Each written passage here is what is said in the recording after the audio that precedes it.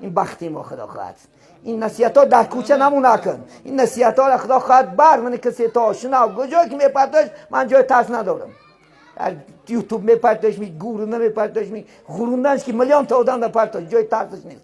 همش صحیح حدیثه، همش روایت صحیحه. من جای ترس ندارم. گیجایی که میپرتش پرتا شریکاتون در خدا خواهد.